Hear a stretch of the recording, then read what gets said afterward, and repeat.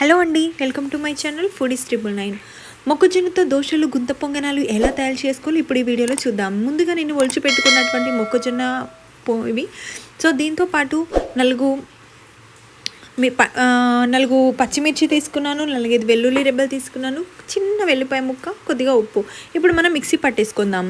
So mixie పట్టేసుకున్నాం కదండి, దోశ కన్సిస్టెన్సీలో మనం ఇలా మిక్సీ పట్టుకుంటే సరిపోతుంది. సో మీకు ఒకవేళ కారం ఇంకా ఎక్కువ తినాలంటే కొద్దిగా రెడ్ చిల్లీ పౌడర్ కూడా వేసుకోండి, ఓకేనా. ఇప్పుడు మనం ప్యాన్ పెట్టుకొని కొద్దిగా ఆయిల్ వేసుకుందాము ప్యాన్ పైన. సో ప్యాన్ సిమ్లోనే చేసుకుంటే సరిపోతుంది అండి, బాగా హై ఫ్లేమ్లో అవసరం లేదు. ఇలా ఉల్లిపాయ ముక్క తీసుకొని నేను చాకుతో దానికి వచ్చి ఇలా నేను ఆయిల్ అంతా రాస్తున్నాను, స్ప్రెడ్ చేస్తున్నాను ప్యాన్ పైన. సో ఇప్పుడు మనం దోశ వేసుకుందాము. సేమ్ ఎక్కువ మరీ వాటర్గా లూజ్గా చేయకూడదు అండి. దోశ పిండి మనం ఎంత కన్సిస్టెన్సీ చేసుకుంటామో సేమ్ అదే కన్సిస్టెన్సీలో మీరు ఈ పిండిని ఇలా తీసుకుంటే సరిపోతుంది. సో మనం పెనమంతా ఇలా రుద్దుకుంటే సరిపోతుంది, ఓకేనా. సో కొద్దిగా దీనిపైన మనం ఆయిల్ వేసుకుందాము. ఆయిల్ వేసుకొని అంతా దోశ అంతా స్ప్రెడ్ చేయాలి. స్ప్రెడ్ చేసి మరొక వైపు దీన్ని తిప్పుకోవాలి. రెండు వైపులా బాగా కాలనివ్వాలి దోశని, అంతే.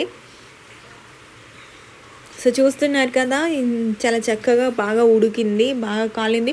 మొక్కజొన్నతో మనం నార్మల్గా అందరికీ తెలుసు కదా అండి, మొక్కజొన్నతో మనం గారెలు చేసుకుంటూ ఉంటాము. సో ఇలా ట్రై చేయండి, చాలా అంటే చాలా బాగుంటుంది.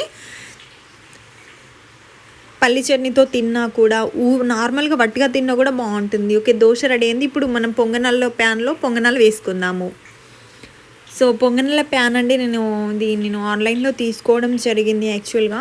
సో ఇందులో కొద్దిగా అంత ఆయిల్ వేసేసి మనం గుంత పొంగనాలను ఇందులో వేసేసుకుందాము. పొంగనాలు కూడా చాలా అంటే చాలా బాగుంటాయండి, ట్రై చేయండి. అందులో ఎలాంటి డౌట్ కానీ అట్లా ఏం లేదు, చాలా బాగా వస్తుంది. సో మీరు ఇలాగ ట్రై చేయండి. సో ప్యాన్ అంతా పొంగనాలు అన్నీ వేసేసుకోవాలి ఇందులో. నిజంగా అండి, ఇందులో మీరు కావాలి అంటే కొద్దిగా కొత్తిమీర, కరివేపాకు చిన్న కట్ చేసి ఇష్టం, ఎవరికి నచ్చిన విధంగా వాళ్ళు ఇంకా ఏమైనా ఇంగ్రీడియంట్స్ కావాలి అంటే యాడ్ చేయొచ్చు.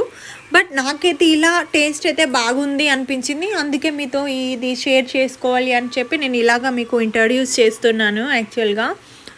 సో ఇలా మూత పెట్టేసుకొని ఒక 5 నిమిషాల పాటు కాలనిచ్చాక మనం వాటిని మళ్ళీ రివర్స్ తీసేసుకుందాము. రెండు వైపులా కాలాలి. సో చూస్తున్నారు కదా, రెండు వైపులా బాగా కాలాలి. సో మరొకసారి మూత పెట్టేసి తీసేసుకుంటే గుంత పొంగనాలు, దోశలు రెండు రెడీ అయిపోయినట్టండి. చూసారు కదా, ఇంత సింపుల్గా చాలా తక్కువ ఇంగ్రీడియంట్స్తో ఇంత తొందరగా అయిపోయింది అనేది గుంత పొంగనాలు అండ్ గుంత పొంగనాలు, మొక్కజొన్న దోశలు. సో ఈ వీడియో మీకు నచ్చినట్లయితే ప్లీజ్ డూ సబ్స్క్రైబ్ చేయండి, లైక్ చేయండి, షేర్ చేయండి.